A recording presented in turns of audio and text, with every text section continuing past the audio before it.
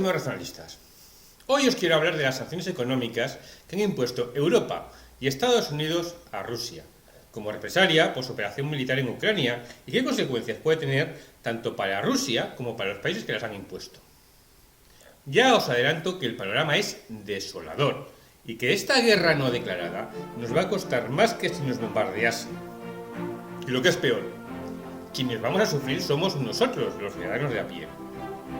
Las sanciones impuestas han sido absolutamente desproporcionadas y de una evidente doble moral, habida cuenta de los múltiples conflictos en los que los países que las han impuesto han participado en los últimos 20 años de forma activa o pasiva. Voy a eludir ahora este tema, ya que lo he tratado anteriormente. Las sanciones económicas han sido desde hace mucho tiempo un recurso muy usado especialmente por Estados Unidos para castigar a quienes consideran no alineados con sus intereses.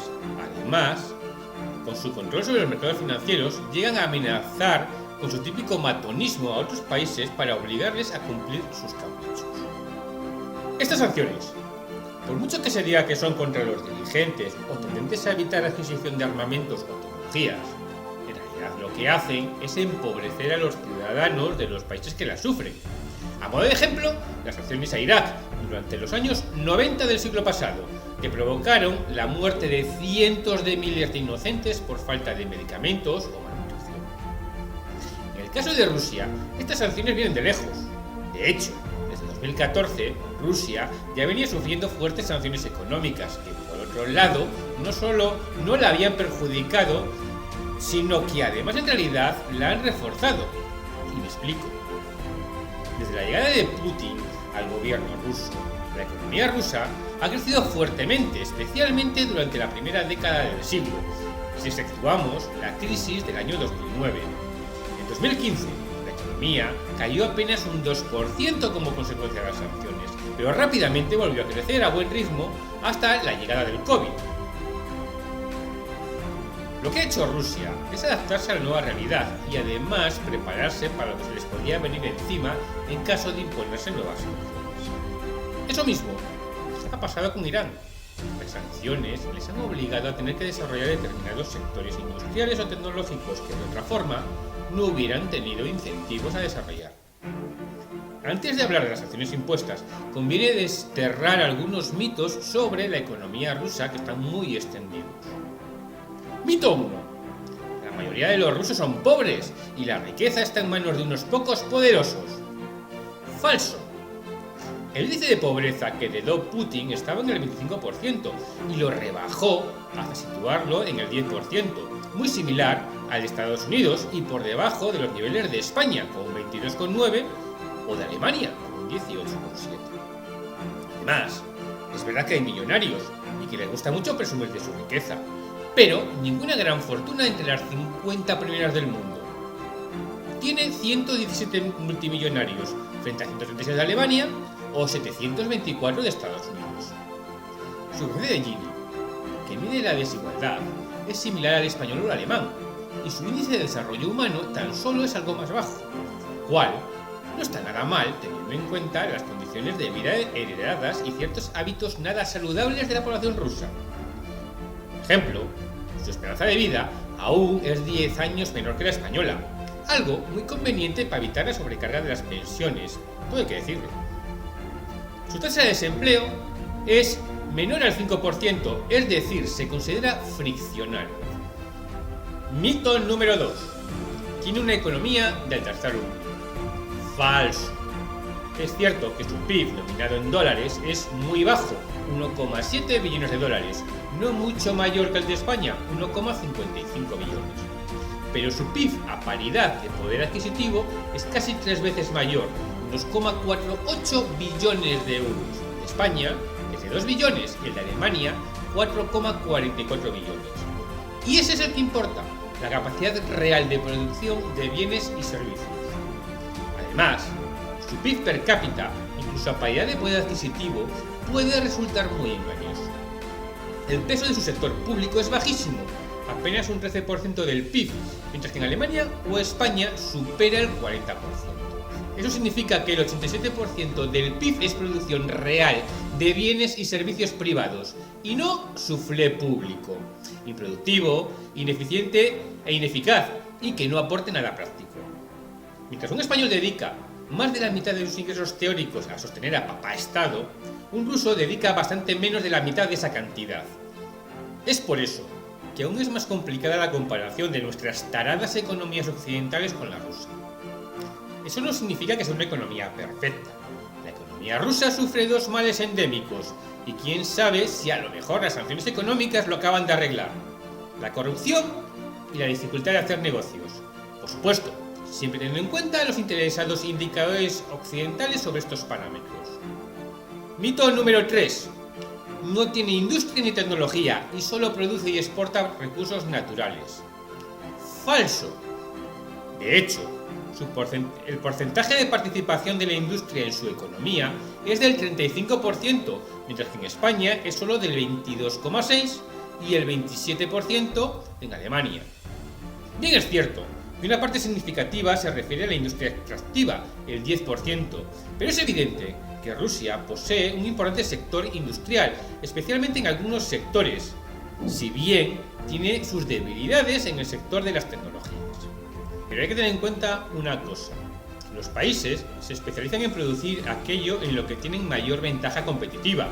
En el caso de Rusia, el sector energético se lleva una cantidad significativa de los recursos tan solo porque es la forma más rentable de obtener un mayor margen de beneficio. Si 100 unidades monetarias invertidas en el sector extractivo proporcionan 200 unidades monetarias de beneficio e invertirlo en hacer coches 150, es mejor extraer gas y petróleo y otros minerales, exportarlo y comprar coches a los alemanes que los fabrican muy bien. Sin embargo, la economía rusa no es tan dependiente del exterior como el resto del mundo de sus exportaciones. La realidad es que tiene una economía relativamente cerrada. Por eso, la enorme disparidad entre su PIB nominal y su PIB a paridad de poder adquisitivo. La balanza de pagos es muy positiva y apenas tiene deuda pública, incluso si sumamos la privada, apenas supera el 25% del PIB, frente al 180% del caso de España. Los rusos tienen recursos naturales y agrícolas de casi todo lo que necesitan. Si importan, es tan solo porque apenas tienen recursos ociosos y sí tienen mucho superávit. Exporta casi el 48% de sus productos a Europa e importa el 38%. Esos son 140.000 millones de euros. Pero hay un problema. Hay un desequilibrio evidente entre lo que importan y exportan. Ellos pueden prescindir más fácilmente de lo que nos compran, sobre todo maquinaria y vehículos y manufacturas. Pueden comprar otros oferentes, pueden prescindir de renovar sus coches, ordenadores o móviles, y especialmente los de gama alta. Y lo que es peor, pueden sentirse incentivados a desarrollar determinados sectores industriales que ahora no les interesan tanto. Además, tenemos otro problema y se llama China, que es posiblemente el verdadero objetivo del mensaje lanzado con las brutales sanciones económicas, y que tan solo son mera muestra de la gran debilidad de Occidente. China, más pronto que tarde, por las buenas o por las malas, se va a anexionar Taiwán. Por tanto, es la primera interesada en que por un lado Rusia no caiga y las sanciones no funcionen, y por otro que éstas sean tan devastadoras para Occidente como para no volver a jugar con fuego. Ya hablaré en otro vídeo sobre la deplorable geoestrategia de Estados Unidos y que como perros lacayos siguen nuestros burócratas de la Unión Europea y nuestros patanes políticos. Nuestro problema no es solo que perdamos 140.000 millones de euros en exportaciones, es que se pueden producir daños en más de un orden de magnitud por la paralización de ciertos sectores industriales y agrícolas, además de los sobrecostes. Pero la onda expansiva es aún mayor, porque países como Alemania exportan más de 1,5 billones. Si sus productos se encarecen y además escasean, a lo que puede unirse además un incremento de tipos de interés, puede que no se vendan tan bien en el mercado extranjero y que otras potencias empiecen a comerles terreno. El caso es que, por un lado, China va a comprar una buena parte de lo que no le compremos nosotros o no nos quieran vender. Además, a diferencia de los SEAT y Volkswagen, de los que ellos pueden prescindir, el petróleo y el gas son necesarios cada día. Lo que no compremos o no nos vendan, lo tendremos que adquirir en otros mercados más caro. Y eso, por un lado, supone que otros países en desarrollo no tendrán acceso a esos recursos o se los tendrán que comprar a Rusia, si hay logística para ello, y en todo caso a un mayor precio. Y lo que es peor, eso mismo es válido para otros recursos rusos y muy especialmente para los alimentos y abonos nitrogenados. Juntemos todo y tendremos la tormenta perfecta si Putin quiere. El encarecimiento y la escasez de alimentos y recursos puede provocar tensiones sociales en los países en vías de desarrollo y en los propios países occidentales, que pueden acabar en revoluciones y disturbios. Seguramente, China y Rusia sabrán jugar sus cartas para evitar que esto ocurra donde les interese y provocándolo donde no, ganando aún más espacio en el terreno geoestratégico mundial. A buen seguro Putin ha tomado buena nota en su libretita roja de quienes han votado en su contra en la ONU y se lo hará pagar, lentamente, como a él le gusta. Nosotros, por otro lado, nos mostraremos como lo que somos, aliados poco fiables, que nos preocupamos de nosotros mismos, de acaparar y quitarle los recursos que necesitan para ellos. Nada de compartir. Para ellos, nosotros creamos el problema y ahora ellos lo pagan. Eso aumentará la desconfianza y la hostilidad hacia Occidente. Es evidente que en corto plazo las sanciones también les van a crear problemas a Rusia. Si bien no es una economía muy dependiente, tendrá que buscar sustitutos para algunos recursos, especialmente suministros de piezas y elementos de la tecnología que venían de Europa. Una parte se comprarán en China y otros países asiáticos, y otra la fabricarán ellos mismos dentro de unos meses. También subirán los precios de todo lo que se importa al devaluarse el rublo, pero como ya se ha dicho, la rusa es una economía cerrada que produce la mayor parte de lo que necesita. Así, por un lado exportará menos recursos, pero seguramente ganará más, e importará menos y reducirá aún más su dependencia externa. Gracias, Unión Europea. Mientras, los más de 500 millones de habitantes de la Unión Europea y el Reino Unido sufriremos escasez, caída de las exportaciones y de la producción, estabilización, paro, y además aumenta el riesgo financiero y la posible quiebra del sistema, como pasó en 2008. Una tormenta perfecta, que solo el interés de China puede impedir que se dé. ¿O acaso creéis que Putin sigue mandando su gas porque es un filántropo? China ha pedido contención a Rusia a cambio de su ayuda.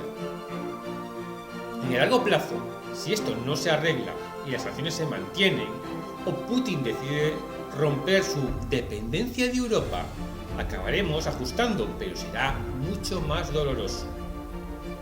Cuando los euroecolomemos hablan de reducir la dependencia energética de Rusia, se refieren a traer petróleo y gas por mar de lejanos lugares.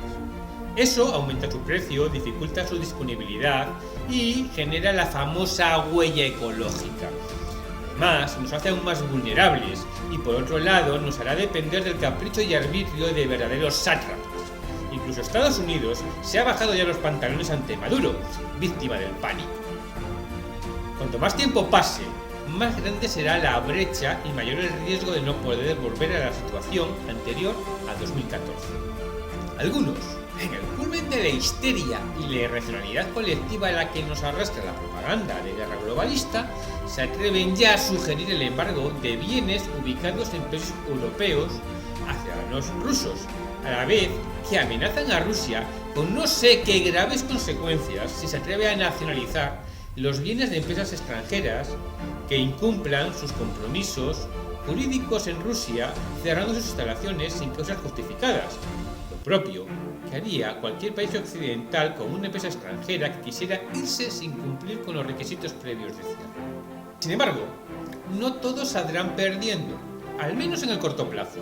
Mientras los ciudadanos de a pie ya sufrimos la inflación y pronto la escasez, y quién sabe si se alarga esto hasta el paro.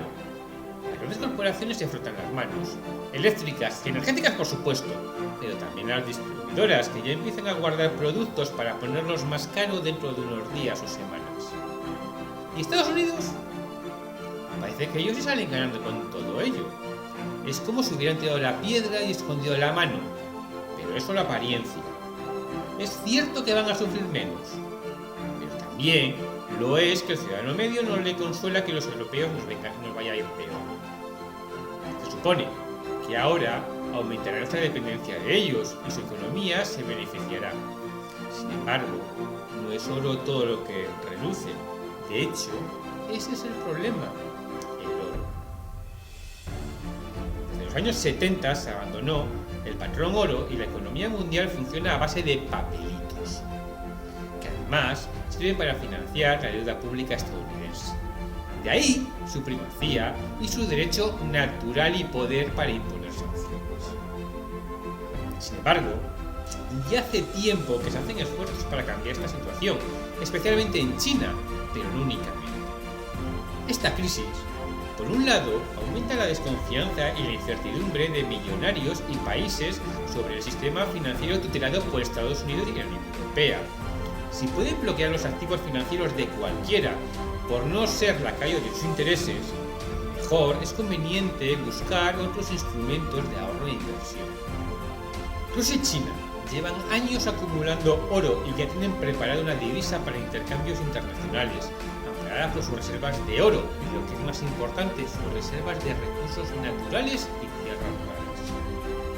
El actual contexto internacional creado por Estados Unidos puede ser el más propicio para consolidar esa desconexión de los países en vías de desarrollo, más China y Rusia, del imperio financiero occidental, creándose así dos bloques muy marcados de influencia geoestratégica.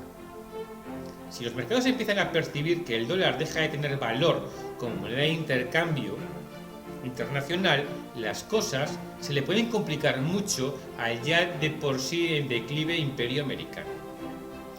Además, a todo lo dicho, hay que añadir otro parámetro que los soberbios occidentales nunca tenemos en cuenta a la hora de castigar a los otros, y son las diferencias psicosociales.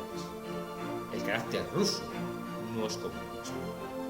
Son más patriotas, más duros, más resilientes, más adaptativos y sufridos, más capaces de encajar cualquier carga que les impongamos que las forever powers mentalidades de los occidentales, debilitadas tras décadas de totalitarismo de pensamiento de él. Si esto no se arregla a corto plazo, es posible que las sociedades occidentales, ya muy tocadas por la farsemia del COVID, acaben llegando al punto de tensión de ruptura, igual que una placa tectónica produce un terremoto de imprevisibles consecuencias. La economía rusa representa 4,8 billones de PIB a paridad de poder adquisitivo, mientras que la europea son 23 billones y la de Estados Unidos 21 billones. Imaginemos que logramos reducir su PIB un 10% y que ellos tan solo nos afectan en un 5%. Ellos perderían temporalmente 0,2 billones y nosotros 2,15 billones. Imaginen eso en desempleo y pobreza, en pymes destruidas y familias incapaces de pagar su hipoteca. Por tanto, es evidente que estas sanciones son un tiro en el pie, o más bien en la cabeza, por parte de nuestros dirigentes, animados por Estados Unidos y los burócratas euromemos de la Unión Europea. Pero si es así, ¿quién gana con todo esto? Pues siempre, la élite multimillonaria globalista, que no solo se hará más rica, sino que socavará aún más los gobiernos de los propios Estados-nación que sumisamente los lacayos cumplen sus deseos, sin saber que al final serán sacrificados en remisión. Ya he hablado en otro vídeo de cómo ejerce el poder el globalismo sobre las naciones y lo volveré a tratar en futuros vídeos sobre el ataque cognitivo que sufrimos. Confío haberos podido dar un poco de luz sobre la realidad que esconde la televisión de lo que se nos viene encima por culpa de esta guerra de sexta generación que hemos declarado a Rusia y a China de forma indirecta. Si te ha gustado el vídeo, dale al like, suscríbete al canal y si te atreves, compártelo con tus contactos y en tus redes sociales. Tened siempre en cuenta que la realidad es cuestión de percepción. EPU se mueve.